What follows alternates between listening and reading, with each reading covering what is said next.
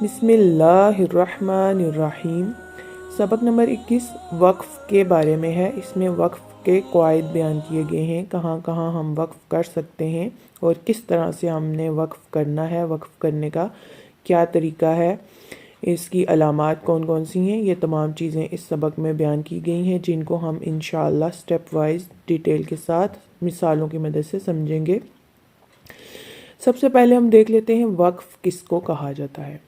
تو وقف کا معنی ہے ٹھہرنا اور رکنا، یعنی جس کلمے پر وقف کریں تو اس کلمے کے آخری حرف پر آواز اور سانس دونوں کو ختم کر دیں۔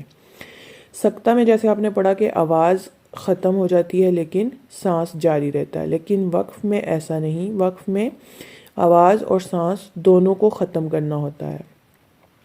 اب وقف کہاں کہاں ہم کر سکتے ہیں، اس کی آپ کو قرآن مجید میں مختلف سمبلز نظر آئیں گی، جیسے یہ گول دائرے کا نشان، میم، طا، جیم، زا، صاد، اس طرح کی علامات آپ کو قرآن مجید میں نظر آئیں گی، لیکن ان پر وقف کرنے کے مختلف قواعد بیان کیے گئے ہیں، یعنی کہاں پر وقف کرنا بہتر ہے، کہاں پر کرنا چاہیے، کہاں پر نہیں کرنا چاہیے۔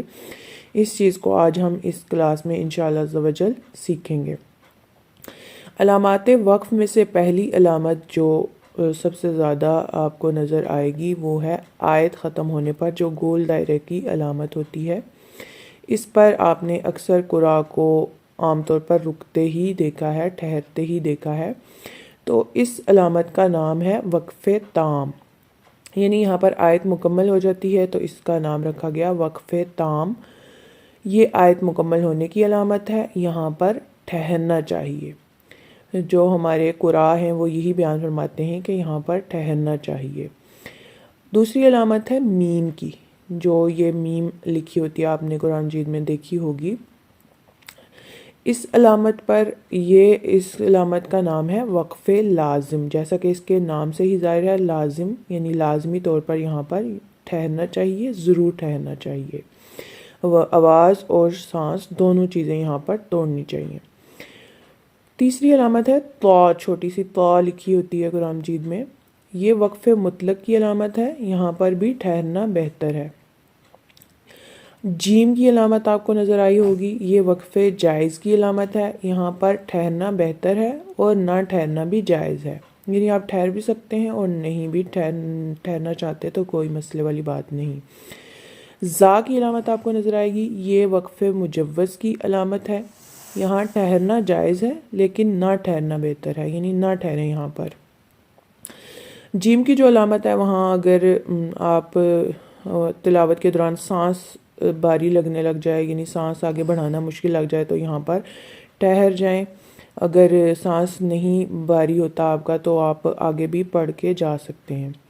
صاد کی علامت وقف مرخص کی علامت ہے، یہاں پر ملا کے پڑھنا چاہیے، یعنی کہ یہاں پر نہ رکیں۔ لا عربی میں جو لفظ استعمال ہوتا ہے اس کا اردو میں میننگ ہوتا ہے نہیں۔ یہ اگر آیت کے اوپر یعنی وقف تام کے ساتھ لا لکھا ہو تو اس کے ٹھہرنے اور نہ ٹھہرنے میں اختلاف ہے، یعنی اس میں علماء کرام کا اختلاف ہے کہ یہاں پر ٹھہریں یا نہ ٹھہریں، لیکن اگر یہ آیت کے علاوہ درمیان آیت میں کسی جگہ لا آ جاتا ہے تو وہاں پر نہیں ٹھہرنا۔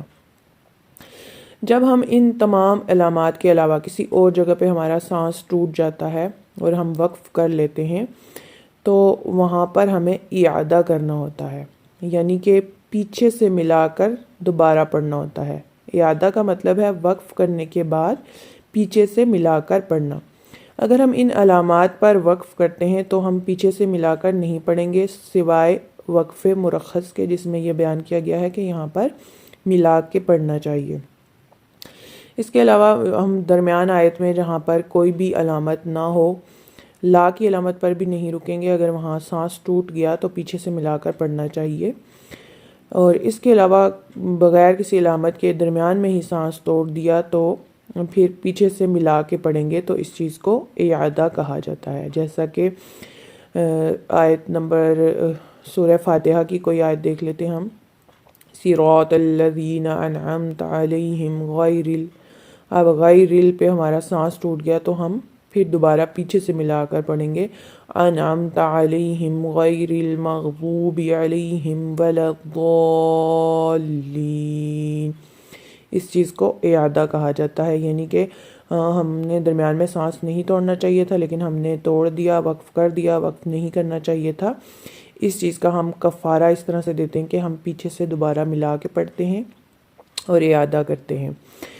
ہم نے اس کلاس میں وقف کی علامات کو سمجھا۔ انشاءاللہ عز و جل اس اگلی کلاس میں ہم جو ہے وہ دیکھیں گے کہ وقف کرنے کا طریقہ کیا ہے۔ زبر زیر پیش، اگر جب ہم وقف کرتے ہیں زبر زیر پیش پہ ہم نے کیسے وقف کرنا ہے، دو زبر دو زیر پہ، تنوین پہ، مشدد حرف پہ کیسے ہم نے وقف کرنا ہے، گول تا آ جاتی ہے اس پہ کیسے وقف کرنا ہے، اس چیز کو ہم انشاءاللہ اگلی کلاس میں ڈیٹیل کے ساتھ مثالوں کے ساتھ پڑھیں گے۔